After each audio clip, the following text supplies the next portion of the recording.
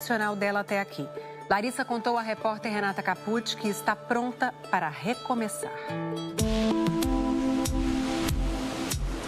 Deixar de ser seguida pela mãe em redes sociais foi uma demonstração pública de que a relação entre a filha única e os pais estava em crise. Mas as divergências entre Larissa Manoela, Silvana e Gilberto não começaram este ano. A partir do momento em que eu fiz 18 anos e que eu entendi que era o mínimo saber um pouco do meu negócio, do que eu estava provendo durante todos esses anos, né? Larissa Manoela! 22 anos de idade, 18 de carreira e um currículo que impressiona. 5 novelas, 5 musicais, 11 filmes. Larissa também canta, gravou 3 álbuns. Somando suas redes sociais, são mais de 80 milhões de seguidores. E as marcas surfam nessa popularidade. Atualmente, ela tem contrato como embaixadora de 6 grifes nacionais e internacionais.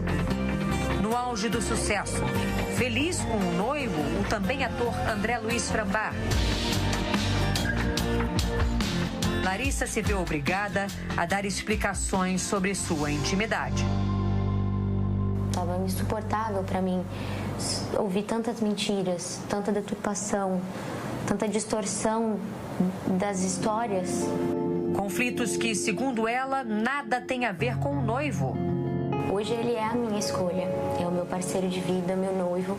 A gente deseja construir esse futuro, mas toda essa situação se deu antes dele entrar na minha vida. Criança prodígio, Larissa Manoela começou a ganhar dinheiro muito cedo trabalhando como modelo. Saímos de Guarapuava, nossa cidade natal, no interior do Paraná, quando eu comecei, 4 anos de idade. E eu entendo que eles optaram por isso, por abdicar de suas vidas para estar comigo. Mas Larissa diz que mesmo depois da maioridade, não sabia quanto ganhava, quantos bens tinha. Começou a questionar os pais. E no último ano passou a ser mais incisiva nessa busca por informações. Eu só queria entender, então, esse negócio. Como estava essa questão financeira que nunca me era apresentado? Que eu não sabia o que eu recebia, o que estava sendo pago. Em uma conversa gravada por Larissa no fim do ano passado, a mãe reclama dessas cobranças. Quer me chamar de mercenária? Pode chamar, mas que eu não vou abrir mão de 1 centavo é cuidar do seu dinheiro. O resto, você pode fazer aquilo que você quer. Como é que você recebia alguma coisa, algum dinheiro? Eu recebi uma mesada mesmo. Qualquer tipo de pagamento, que fosse uma passagem aérea, a compra de algo mais supérfluo, eu tinha que pedir autorização. Me dá um exemplo prático disso que você está falando. Por exemplo, idas à praia, onde você tem que pagar com maquininha, com agilidade, ou fazer um Pix, eu tinha que pedir. Pedir dinheiro aos seus pais para, por exemplo, comprar uma tomar um refrigerante, uma água de coco na praia. Sim. A gente está falando de R$10? Sim.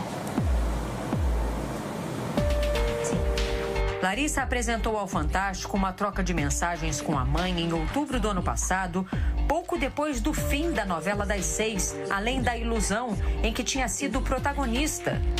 A atriz pede R$10 para pagar um milho na praia. Silvana responde dizendo que não há saldo na conta da filha e manda os R$10 para o Pix do vendedor. Um mês depois, Larissa pede dinheiro ao pai neste áudio. Aí, pai, você consegue fazer uma transferência para minha conta para eu pagar um milho, um sorvete, um mate aqui na praia, por favor? Era muito difícil entender. E eu me sentia incapaz. Será que eu realmente sou essa pessoa? Larissa Manoela buscou então um escritório de advocacia e pediu ao contador os contratos sociais das 3 empresas das quais era sócia. A primeira, da Lari, aberta pelos pais quando ela tinha 13 anos em outubro de 2014, para gerir a carreira da filha, todos os contratos, os pagamentos. A empresa também concentra a maior parte do patrimônio adquirido ao longo da vida profissional da atriz. Nesta outra gravação, feita por Larissa no fim do ano passado, o pai e a mãe afirmam que os três tinham cotas iguais, de 33% nesta empresa. É tudo holding, minha filha. E a holding ela é igual a da Lari, 33, 33, 33? Sim. É. Entendi. E quando eu descobri que essa porcentagem, ela não estava no papel, assim como me era alegado em conversas. Qual era? 2%. Que você tinha. E eles 98%. Exato. A segunda empresa só foi aberta em junho de 2020, quando ela tinha 19 anos. Desta vez, a empresa pertencia só a Larissa, mas uma cláusula dizia que os pais tinham plenos poderes para tomar decisões sem prévia autorização da filha. Eu era a única sócia, mas eles eram 100% administradores dessa empresa. Então, por isso que eu era só comunicada. Eles podiam decidir, assinar e se comprometer por mim. E a terceira empresa é uma holding dividida em 3 partes iguais, criada em maio do ano passado para reunir todo o patrimônio que estava na primeira empresa, o que nunca aconteceu, segundo Larissa. Os únicos imóveis da holding seriam uma mansão e um terreno adjacente na Barra da Tijuca, Rio de Janeiro. Os 2 bens teriam sido adquiridos em junho do ano passado com o dinheiro da venda de um dos imóveis que os pais tinham no exterior. Eu cheguei a ser comunicada das transações que eles fizeram, porque o valor era alto. Então, quando tudo isso veio à mídia e à tona, foi por conta de uma primeira casa lá nos Estados Unidos que foi vendida para poder pagar essa do Rio de Janeiro. A relação foi se fragilizando, como mostra mais uma gravação feita por Larissa no início do ano. Porque eu vou ser bem sincera pra você, Larissa. Eu nunca quis nada ter. Nada. Eu vou te falar uma coisa, Larissa. Pra você, eu só vou ser título de mãe. Quando falar mãe, pra você, você só vai ter o título de mãe. É isso. Licença. Em março, Larissa e os pais se reuniram na presença de advogados para tentar uma redistribuição na sociedade das empresas. Eu propus a gente conseguir fazer essa divisão entre 60% para mim e 40% para eles. E quando a resposta voltou, através do advogado, 60-40 para eles e 40% para mim foi o que eu recebi. Para mim não fazia sentido, eu pensei, então vamos tentar chegar num acordo de 50-50. Os pais concordaram com a divisão meio a meio da empresa, mas segundo Larissa, desde que ganhassem 6% da renda da filha pelos próximos 10 anos. Como se fosse uma pensão, exatamente. E disse para eles que não haveria como ter essa porcentagem vitalícia, ou por 10 anos, o que fosse. Sem acordo, sem respostas. E eu cheguei a falar isso pro meu pai. Falei, eu prefiro perder o empresário do que perder meu pai. Eu a todo instante tentei fazer com que essa conversa, esse assunto, ele fosse desdobrado de uma maneira simples. O rompimento foi inevitável.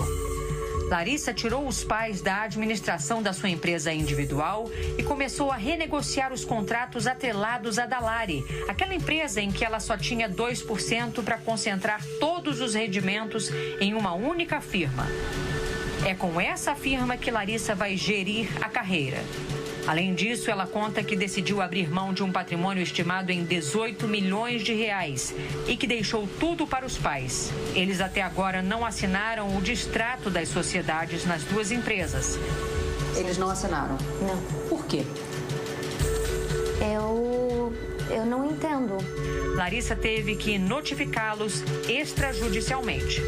A minha decisão de abrir mão de todo o meu negócio é porque eu tenho a plena certeza de que o meu caminho ele vai me trazer grandes conquistas.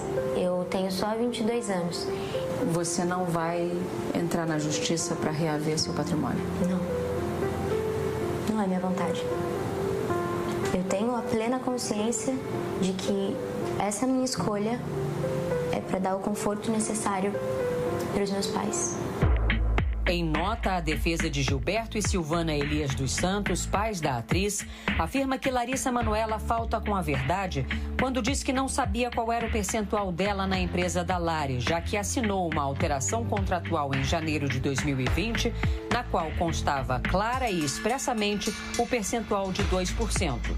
Segundo o advogado, também não é verdade que Larissa não tinha acesso a dinheiro no dia a dia, porque ela sempre teve e utilizou seus cartões de crédito com os quais sempre pôde comprar tudo o que desejou.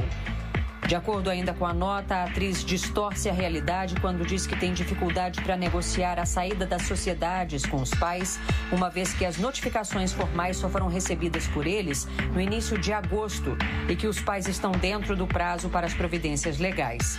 O advogado afirma que é Larissa quem se recusa a conversar com a mãe e sequer responde às mensagens do pai. Por fim, a defesa diz que os pais acreditam ser extremamente triste e lamentável a opção de Larissa pela ingratidão, pela indiferença e pelo desrespeito, e que a atriz é amada incondicionalmente. Esse momento que eu me encontro hoje é o mais difícil da minha vida.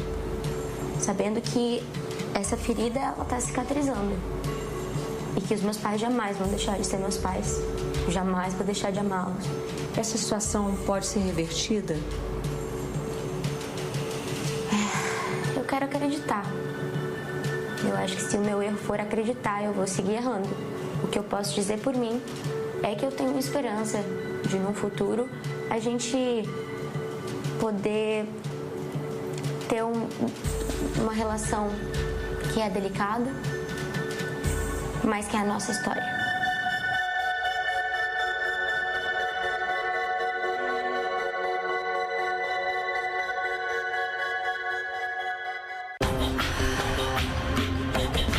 A seguir os gols do